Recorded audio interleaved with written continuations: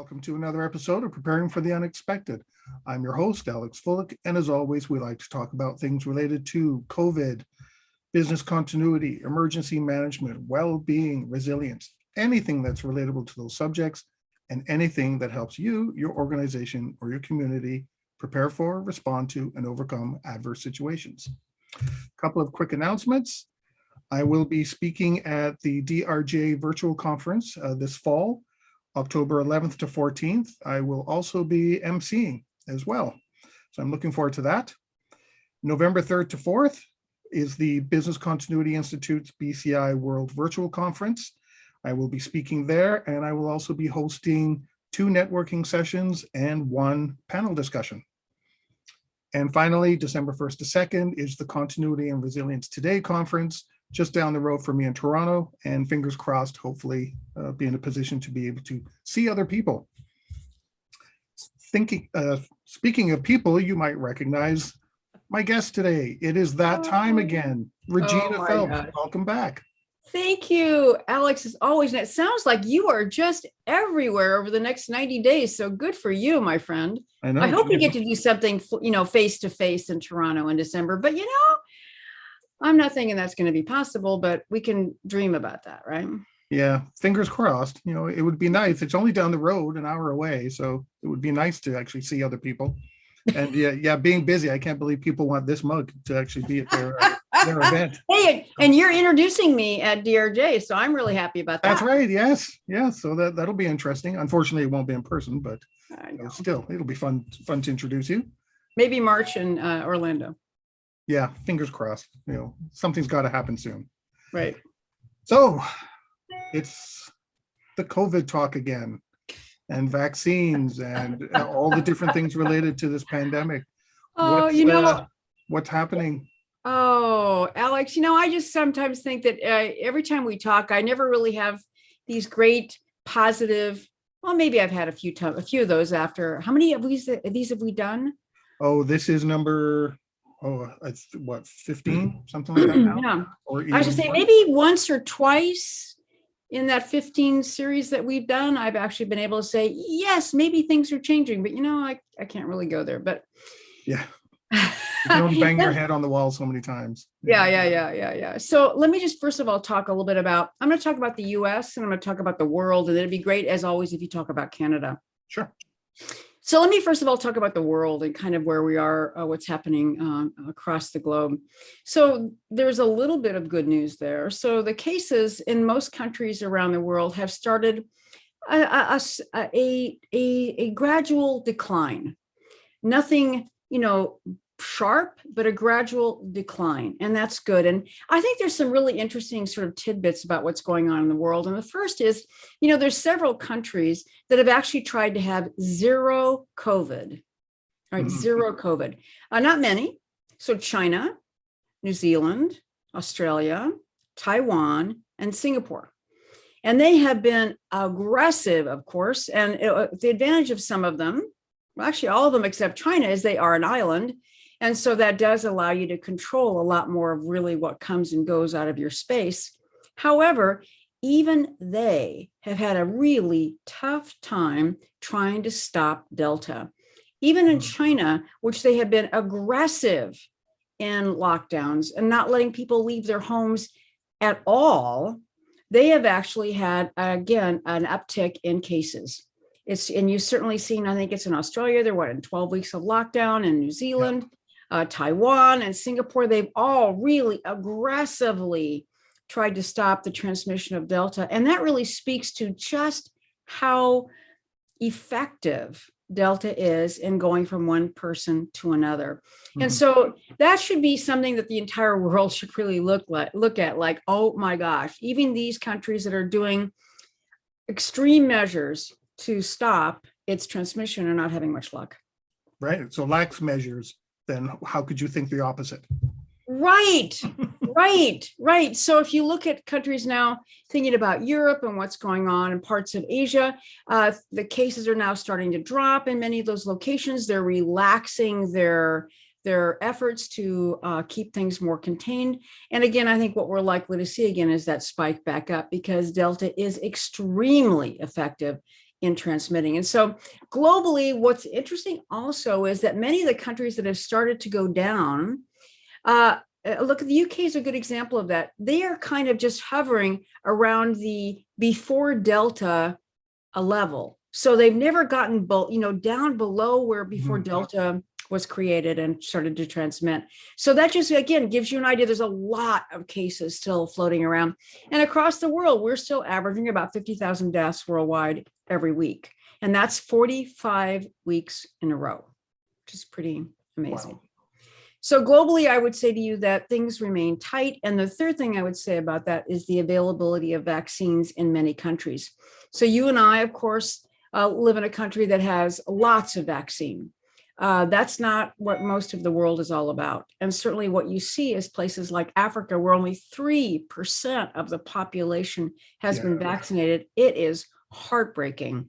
And if we don't work to solve that vaccine issue, then the variants that we have become very familiar with, Delta, Alpha, Gamma, et cetera, are going to continue, because wherever there's widespread transmission, including in the United States, you're going to see a lot more possibilities for variants, because every time a virus enters a body, it starts to mutate just by making copies of itself. So that's something we need to think about.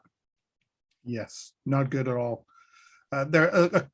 I'll add a good news thing. I heard the other day that Italy is now over 80% of people vaccinated.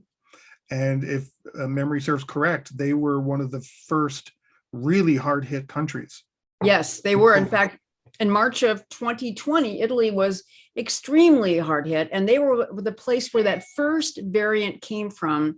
That first major change in the wild virus actually happened in Italy.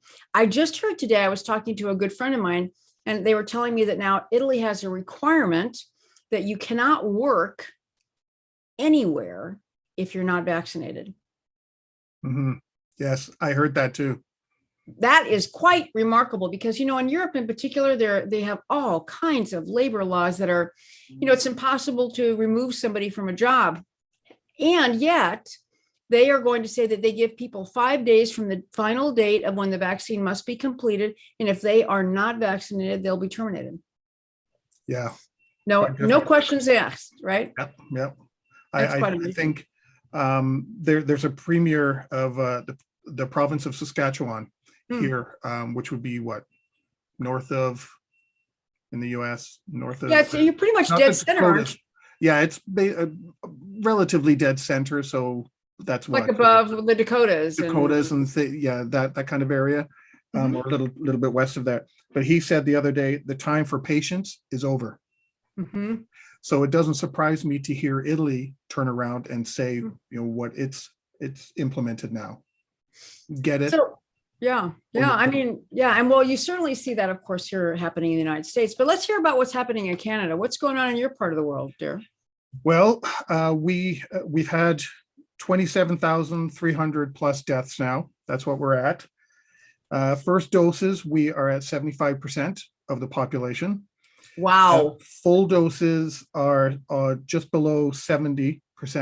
So we're getting up there. What seems to be happening is we're now running into that group of people that don't want to get vaccinated and things like that. And I know we're going to talk about that later, so I won't go into that anymore. But overall, because of the Delta variant, new cases are up 16% over 7-day rollout. Active cases are up 13%. Deaths are up 34% because they've had a little spike recently. And hospitalizations are up 15%. So Delta is now really starting to impact. The province of Alberta, which is the second one west near the, for anyone who's not sure, British Columbia. British Columbia, right. Yeah. British Columbia, Alberta, I'll stay there first. They were the first province to really open things up. They were rather aggressive on it. They got rid of all the mask mandates, everything. That was a couple of weeks ago. 2 days ago, they went back. Mask mandates are now put in place. Their ICU units are from what I'm seeing on the news and the way it's being described as basically overflowing now. They're running a risk of their healthcare system in Alberta crashing because the spike is becoming too much for them to manage. The province of British Columbia, who's having their own issues beside them, said we can't take the overflow from Alberta, and other provinces are saying that too. No, Wow. we're getting our own spikes. We can't help. We can't even send you people because we're getting our own issues. The province of Ontario, where I live, we had a premier who was he did a little slower. I'll grant him that, a little slower opening up, but he didn't want vaccine passports, and we'll probably talk on that too later. But now he's turned around 180 on that, and as of I think it was about a week ago, you now have to prove that you have your two shots to be able to get into theaters or gyms or restaurants and things like that. And the government is working on an application on the Ministry of Health level that has a record of everybody's health, of course, and status. And they're going to have an application you're going to be able to log into and just have it on your phone, say, I've been vaccinated. You know, that's not expected for another month or so yet. And considering it's the government, I'm not expecting it till the new year. But, you know, so, sorry, I didn't say that. But so that's happening in the provinces. Vaccine, the passports we'll talk about later on. Do you expect any vaccine mandates federally? Like we're having in the States? I believe, you know what, I can't remember. As I'm sitting here right now, I cannot remember if they've mandated for all government employees or not. I know many other companies are now starting to do it because they're adding it to their list of things you can't bring into the office, so to speak. You can't bring COVID. You know, you got to prove, you know, that you know, almost like a security check. Yeah. You know that you're not working for a financial institution, and yet your background shows that you've claimed bankruptcy twice, you know, that kind of a thing. I know there are some places that are doing that, and I can't remember right now if the government has done that. I know there are quite a few on the city level that have done that in Toronto and many other cities. So local employees, and I think some provincial employees, depending on what it is they're doing, have been mandated, you must get your shots, or some sort of a disciplinary action. That hasn't been outlined as to what that would be yet. So some places have mandated it now, and it seems to be happening more and more and more. So it's just a matter of time, I'm sure, until the federal level turns around and say, okay, enough, everyone get it. So there are a few other updates. Oh, actually, I will give this one. Health Canada has given full approval now to Pfizer and Moderna.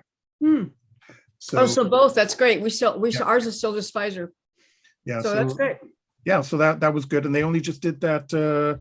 What's the date today? Yesterday. Yeah, they just did it yesterday. So that was a good thing. And for some reason, I don't know why they renamed them all. We all know them as the Pfizer shot and Moderna shot and AstraZeneca. And I know those are the brands, but that's the only way anyone's going to remember them after a year and a half. They're not going to remember whatever. I don't know. First of all, how do you pronounce it? I do like the one that Moderna has. What is it called? Spikevax. Spikevax. I like that. That's that one I'll remember. Right? I like that one. It was very funny. I heard an interview with somebody yesterday, and they were talking to people on the street, and they were asking them, so, you know, have you been vaccinated? And they talked to this one woman and said, no, I'm not getting vaccinated. Not with that Pfizer stuff. But I heard, this is what was really funny. I heard that there's a new vaccine called comorbidity or something, or Corfor, you know, whatever it was. And I'm going to get that one. And I thought, oh, that's so funny, because it's the same. It's the Pfizer shot, however you say it. Yeah, maybe it's maybe Pfizer, AstraZeneca, and Moderna come with you know, a dark cloud over just those names. So rebranding it, all of a sudden, people, if they don't make that connection, see it as something new. Right. I find it impossible to pronounce so many of the new pharmaceutical drug names, and I just wonder, like, how do they make these names up? Do they have like a drinking contest or? Well, I think that's how Moderna got theirs, was a drinking contest. Bike Right. facts. Like, okay. Hey, I can see the ads right now. So I think it's actually a catchy one. That one I can remember. All the others, not so much. Yeah, I can't even pronounce them, and I wrote, I printed it out so that I could read it, but even still looking at it, it's like, no, it doesn't make sense to read it. It doesn't flow off the tongue Right, properly. So, right, oh right, well. right, right. So what's happening in the US then? I have lots to say, but maybe since we're close to 16 minutes, maybe we should stop and you could take a break. Okay. Yeah. We are talking with Regina Phelps today about all things COVID, and we'll be right back.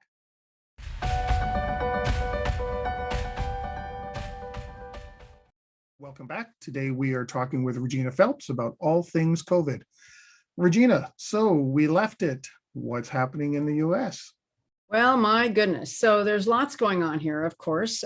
We are just starting to see the relief of the surge that's been burning through the southern part of the United States. So Texas and Louisiana and Alabama and Florida have been a mess for over really 60 days, but they're just starting to see a change with a decreased number of cases. Their hospitalizations are starting to tick down. Their deaths, of course, are going up because they've had these cases for some period of time, and many of those people have been hospitalized and or just really lingering until they died. So their death rates are going up. And now what you're seeing in the US is that it's pretty much the mid part of the country. So the Tennessees, Kentuckys, West Virginias, et cetera, and unfortunately, up into the north, the Northwest in particular. So Idaho, Montana, Wyoming, Idaho, which of course touches the border of Canada, yesterday announced critical care standards in all hospitals in the state, which means that they may not be able to help you at all if you have a heart attack, get hit by a car, have a car accident, because they have literally no staff, as you were describing in Canada, having a similar problem in some places. But that's a statewide in the state of Idaho. All elective surgeries and elective procedures have been canceled. So people with really, life-threatening conditions, like maybe needing a stent in a heart or something like that, can't get it there. And so that's a significant shift. And this is all being, again, driven by the Delta variant. So the South is cooling off. It's come to the middle, and now it's peaking up to the north. What's interesting is in my state, we have a very high vaccination rate in California for having 40 million people, more than the nation of Canada, right? More than us. Right. And so we have been actually so far, knock on something, we have been really fortunate to have, for the most part, a modest tick up in our case counts to date. And what I find interesting is that in places with really high vaccination, whether it's in the United States here or any place in the world, there is still opportunities for Delta to infect people. So that's a big concern. What the big news, of course, is since the last time you and I spoke, is the fact that President Biden has declared a vaccine mandate for employers of over 100 persons. Now, that's actually not in place as of yet, but it's been given to the Department of Labor. OSHA, which is our safety agency, has been tasked with developing the rules of how that would be implemented. And there's lots of questions about that, of course, and those are hopefully going to be answered in those rules, and some of them are complicated. But the net is that you're going to be required to be vaccinated if you have over 100 employees. If indeed you elect not to, and there'll have to be caveats, and they have not stated what those would be, whether that's a religious issue or possibly a health condition, you will have to be tested weekly. Now, we've talked about testing many times, but the thing about testing is it is really, remember, just a dipstick in time. So it's in some ways you have some sense if that person certainly might be infected, but it's not going to really tell you. I mean, you could be tested today and get infected tomorrow, and then you still have 6 days that you could be at work, right? So, but the other thing that's really more complicated, perhaps, is to how that testing is going to actually be structured and organized. Is it going to be the employee's responsibility? Is it going to be the employer's responsibility? Who pays for it? And on and on and on. And then to further complicate that, if all of a sudden we have this gigantic uptick in weekly testing in many different locations around the country, our labs are not sufficiently able at this point to even sort of manage the daily surges we're having, let alone all of a sudden, you know, potentially millions perhaps of people getting tested. So that will be a challenge for us. Mhm. I've also noticed with the current situation, there's more and more, I know we've said it on the show before, younger people getting it. Yes. However, what I'm seeing is it's not just the 20, 30, 40-year-olds. We're seeing an uptick in the, well, teens and the Yes. preteens and, you know, whatever's that, you know, 0 to 10 age group is called. Right. Yeah. And actually, I pulled out some numbers just so I could be accurate with that. So currently, you know, there was a big conversation during the Trump administration that kids don't get COVID. But in reality, as of September 2nd here in the United States, there's been over 5,300,000 children under the age of 18 that have gotten COVID. And that's about 15, almost 16% of all persons in the United States who's actually gotten COVID. That has increased almost exponentially, really, since the last 4 weeks. It's gone up 28%. Since school opened. Right. It's all school. Exactly right. And I think one of the wild cards, you know, we're always trying to forecast, if you will, what it's going to be like in the next few weeks or months. And the real wild card here right now in the United States is really this combination of how many people are going to get vaccinated and will this mandate begin to really make a difference? And then secondarily is the impact of schools reopening. There's already been a school district in Florida, in Dade County, where they've had 13 staff people die of COVID since the school year opened. Those are bus drivers, people that work in a cafeteria, and teachers. So Delta is spreading in those schools, and some schools don't have a mask mandate or won't let kids wear masks, and some more conservatively leaning states. And so that's going to be a big issue. And kids are getting sicker, not just the fact that they're getting COVID, they're getting sicker, they're being hospitalized, they're dying at higher rates now than they have in the entire pandemic. And I would hope or think that if all of a sudden kids really started to bear more of the disease burden, perhaps that might inspire people to get vaccinated, wear masks, and do the more proper things, if you will. But we haven't seen that necessarily change yet. Have you had more kids be sick in Canada too? Yes, there are more youngsters catching it now. There are cases here in the province of Ontario that we're hearing people catching it. I haven't heard of a death yet, but that doesn't mean that hasn't happened. But young kids are getting it. In fact, one school, it's either school or the school district in British Columbia has had to close. And it's now at home learning because their outbreak all of a sudden just exploded. So we're seeing the same thing about some schools now being closed down. And everybody has to wear a mask in this province anyway. I know that because my nieces keep telling me, you know, they have to wear their mask every day. Their teachers are wearing a mask. They don't socialize at lunch, you know, nothing. So it's really, we are seeing an uptick. I don't know how big that uptick is going to be yet. I'm losing my voice today because schools only just opened a week and a half, 2 weeks ago at the most. Excuse me. Well, I think that's going to play out over time. And I think that is one of the wild cards that we're going to see here in the States and obviously in Canada as well, is that what's going to happen with transmission. And I think this is really asking parents in particular to really think about what kind of masks they send their kids to school with. Because as you know, COVID is an aerosol transmitted disease. And the most important thing you could say about protecting yourself is ventilation, ventilation, ventilation, right? Good ventilation, which can be challenging in colder places like Canada because you can't necessarily open up the windows and you don't necessarily know how good the ventilation might be. So that's a big issue, I think, for parents in any place, in particular where it really does get cold in the winter.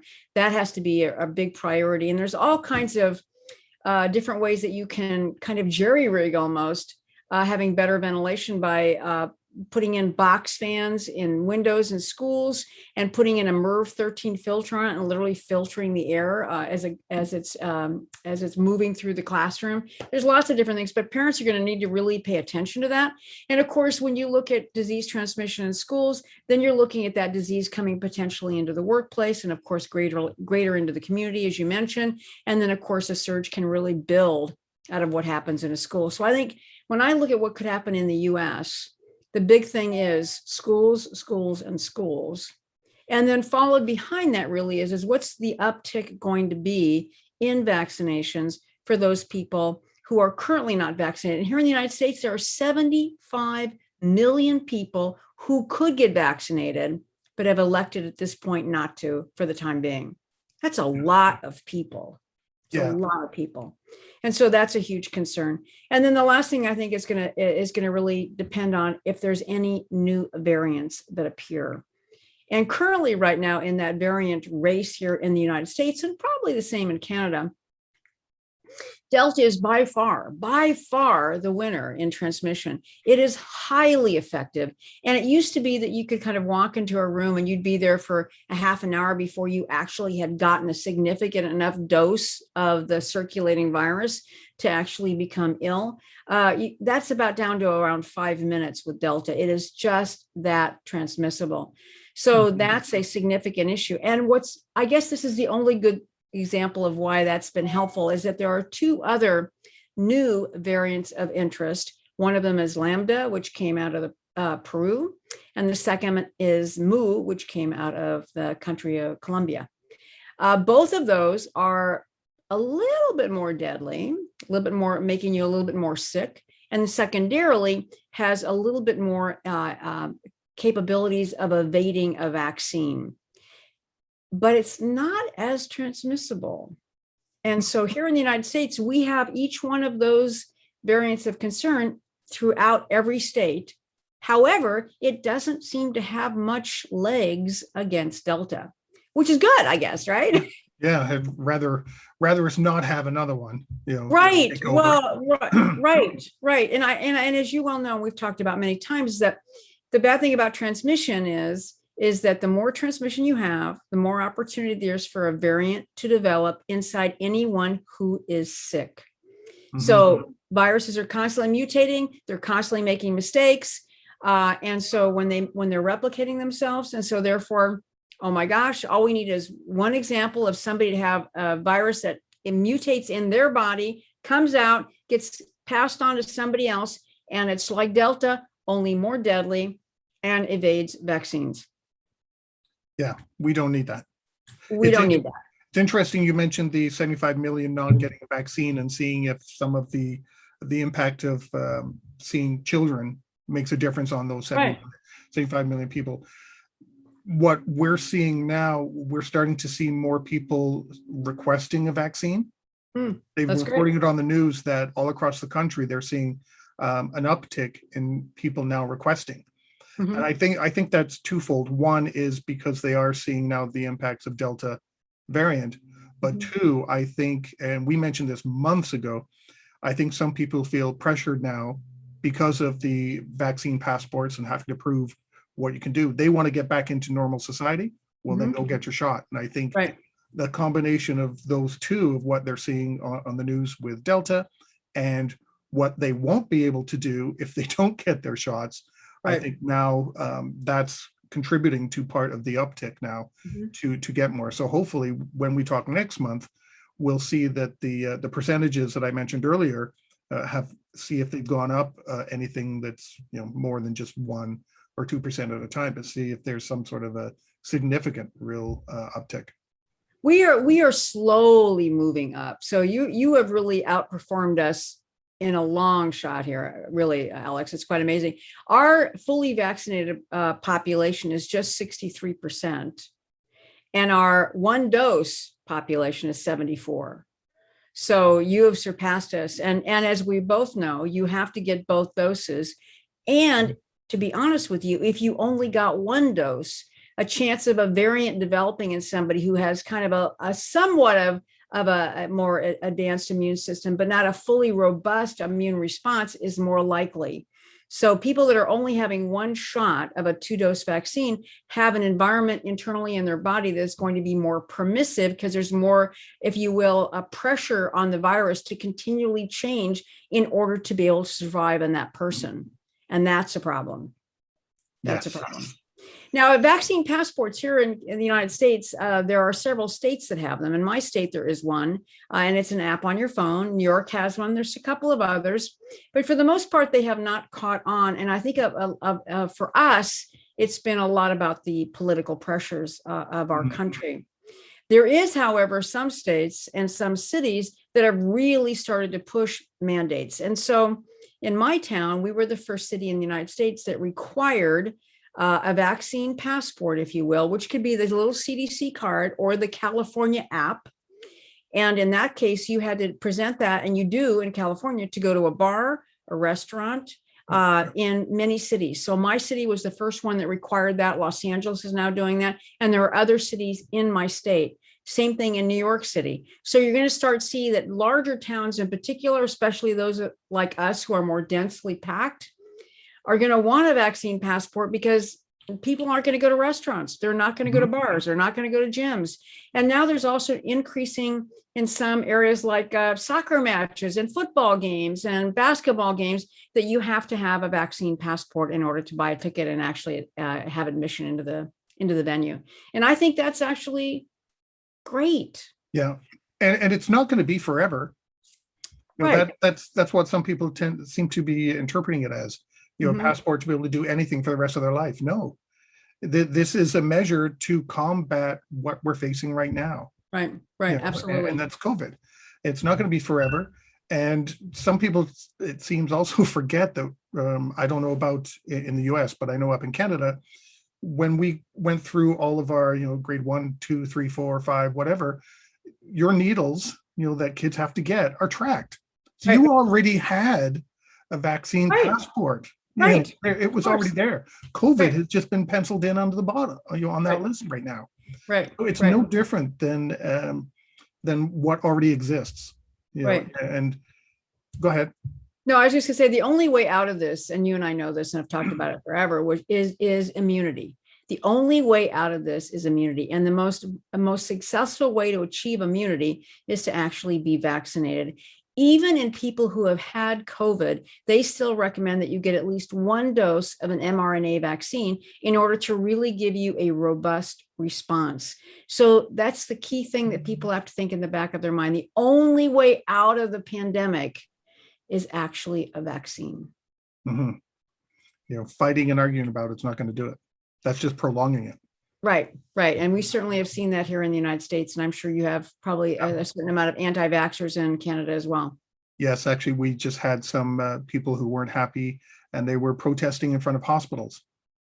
Which I thought was, I don't care what anyone says, you can send me an email, but I thought it was despicable.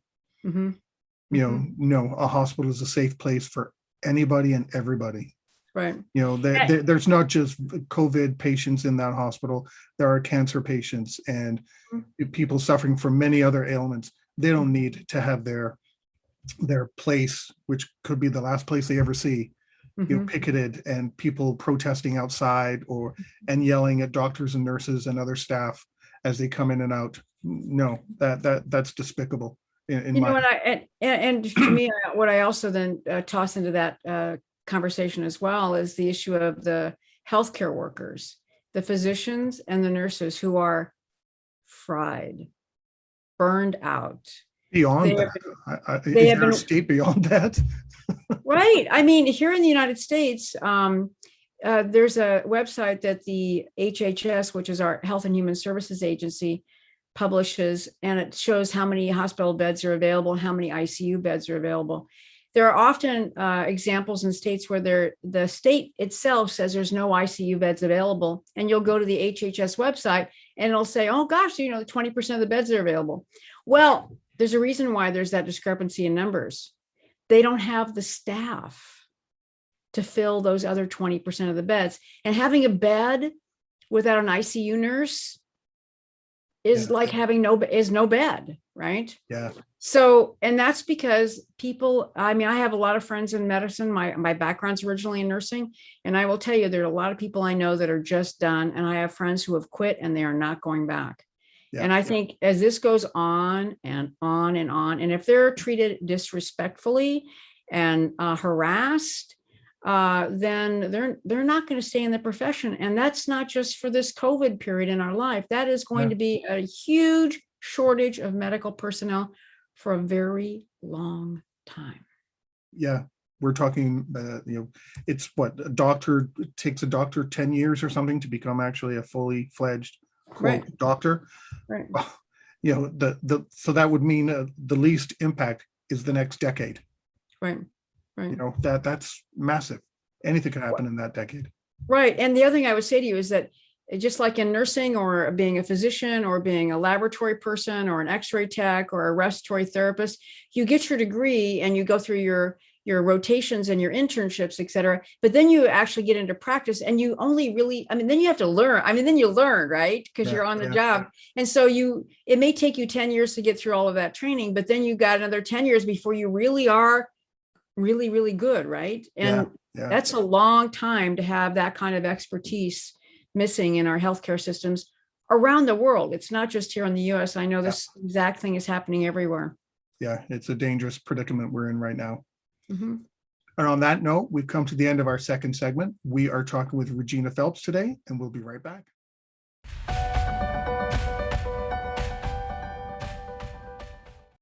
Welcome back. Today we are talking with Regina Phelps.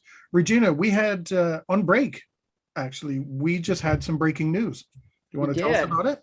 I do. So here in the United States, today is September 17th. The FDA was meeting to determine whether booster shots would be necessary for the Pfizer vaccine. And they have resoundingly, I'm just reading my news bulletin here, FDA advisory panel rejects widespread Pfizer booster shots. And it was on my list of things to talk about with you. And I want to talk about that because people are probably going to be very confused. So you've seen, I'm sure, the news reports of, especially in Israel, which is 100% Pfizer, that they have actually noticed a waning immunity in some age groups, particularly older people. And I'm talking in the 75 plus, 65 plus range. And so that's made people anxious, I think. And there's also been, when you look at a country like Israel, which has such a high degree of vaccination, and there still are cases there, and they've had a Delta surge, you think, well, why isn't the vaccine doing its job? Okay, so part of this was a marketing problem, I think, initially when the vaccines were actually rolled out. Vaccines' jobs are to prevent serious illness, hospitalization, and death. And I think in the joy of seeing that they had a 90 or 95% efficacy rate in a trial, everybody was saying, oh, great, this means I am never going to get sick. Well, the bad news is that you might get sick. And at some point, you will very likely need a booster. But the science is not there now, today, to support giving boosters. And as I mentioned to you on the break, I'll be happy to give you some links that you can have on the site. There's an article that came out in the Lancet on Monday this week that talked at length in easy to understand English, not medicalese, about why boosters are not necessary at this time, because there is still sufficient immunity in the vast majority of people. Now, there might be boosters appropriate for two distinct populations. One are those that are immunosuppressed. So people that might have a solid organ transplant, like a lung transplant or kidney or something like that, because they take immunosuppressive drugs. There is also another group of people in that category, which might be people on cancer therapies, chemotherapies, also some HIV drugs as well. Now, the other group would be people that are older, 75 plus, with comorbidities. Now, those two populations, the immunosuppressed and the older 75 plus, very likely should be getting a booster. I haven't read what the FDA said since we've been talking, but that's very likely what they're going to recommend. So I think the thing is that now, why did Biden, for example, say, oh my gosh, let's give everybody boosters? I think that was, again, following the newspaper kind of stories about Israel more than anything else. and not the actual science of what's going on. And I guess the last thing I would say to you is that when the trials first came out for Pfizer and Moderna, remember that there was a set idea that the manufacturers and researchers had, that you had one shot and then you waited 3 or 4 weeks and had a second, and that would complete the series. If this would have been a regular vaccine at a regular time, they would have done a variety of different dosing schedules. And they would have probably very likely come up with the solution that this is a 3-dose vaccine. The primary dose, probably waiting 2 or 3 months like you guys did in Canada for the second dose, because your immunity is going to be higher than ours because of that wait. And then probably a year later having a third. And then very likely, maybe every 5 or 10 years, having a booster. Like, you have to get a tetanus shot every 10 years. You have to get polio every 10 years if you travel outside the US. I mean, there are certain vaccines you have to get on a regular basis, and we kind of forget that. But that's the kind of the logic behind the scheduling, the dosing. So because we were in a rush to get this thing out, they didn't experiment with different dosing schedules. So we got the one we got, and maybe another one would have been slightly better. And that's why your immunity in Canada and the UK, which delayed the second dose for about 90 days, is probably better than somebody in the US that actually got it on the schedule of the manufacturer. Interesting. Because I'd heard the piece. Oh, it just, as soon as I started to say it, it went out of my head. You mentioned tetanus shots and things like that. I've heard that up here, that they're thinking of just adding that as part of either your regular, if you go for a yearly checkup, just getting a needle then, because that's usually when you get them anyway, or making it part of the flu shot, the annual flu shot. Or adding it to, if it's every 10 years or so, then adding it to those shots that you get every 10 years as well, and just not even asking permission for it, or do you want the needle? It just becomes a part of it. Part of your you schedule. get one needle that covers 20 things, and COVID will just be a part of that. Well, here in the United States, there was just a CDC webinar that I went to last week on this very issue of combining a COVID vaccine with a flu vaccine. And so here in the States, they will not be actually putting them in the same syringe. So you're going to get 2 needles. But if you are not currently COVID vaccinated and you decide that you're going to go get COVID vaccinated, and we are now just about really entering into the time when you should be seriously looking at your flu shot, I would encourage that any of your listeners get both at the same time. The only thing the CDC said is that you had to have them at least 1 inch apart on your arm, but you're getting 2 shots. But I would also just say to you, and that's a really good example that you mentioned about regular vaccines. We are in the flu season we're at the very beginning of when the flu season can start. The flu season generally runs from September all the way to April. It usually is the worst statistically. I think of the 60 years the CDC has been tracking it, it's usually the worst in December, January, February. But you need about a month of immunity from your vaccine to give you protection.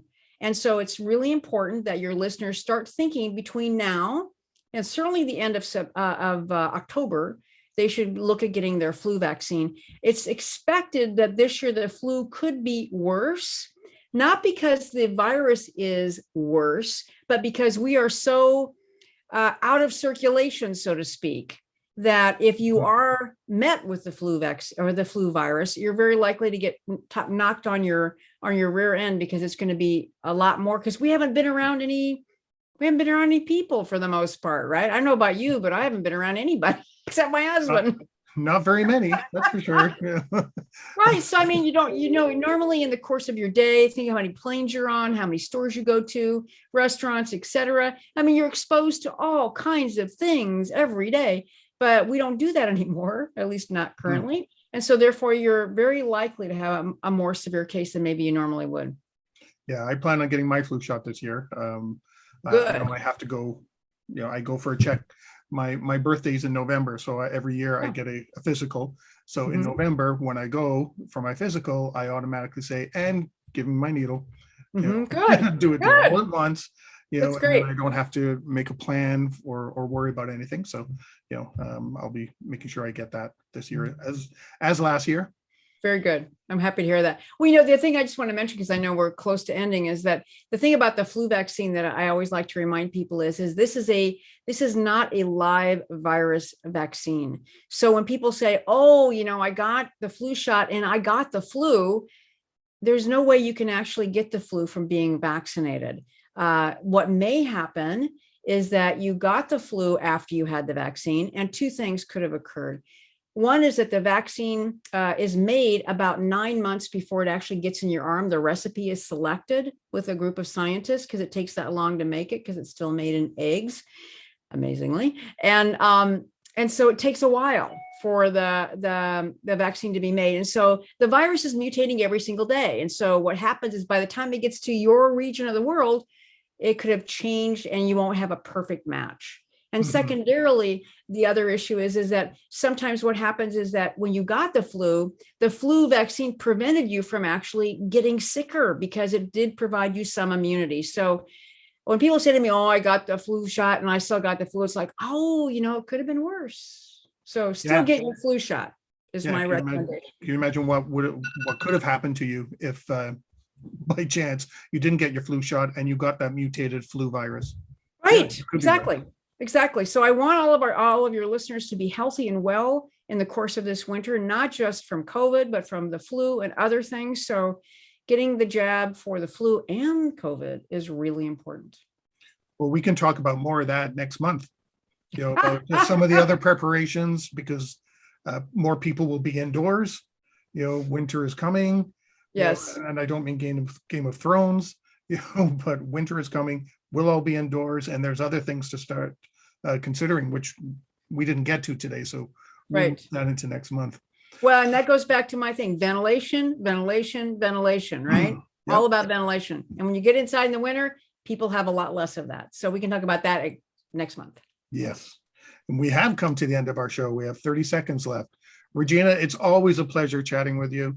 We did have a little bit of good news in a couple of spots, but we'll hopefully have a little bit more for next month. But thank you. It's always a pleasure chatting with you. I love it every month. It's one of the highlights of my 30 days. Mine too. So thank you once again, Regina, until next month, and see you at DRJ actually in the meantime. That's virtually. Right. Virtually. We'll see you. Great. And to everybody listening and watching, stay prepared, everybody. If you liked that video, thumbs up. If you didn't like that video, thumbs down. But leave a message and let me know what your thoughts are. If you'd like to be a guest on the show to talk about something related to business continuity, disaster management, COVID, personal well-being, anything that's relatable to those subjects, you can reach me through my LinkedIn profile, which is in the video description. And of course, don't forget to subscribe. In the meantime, stay prepared, everybody.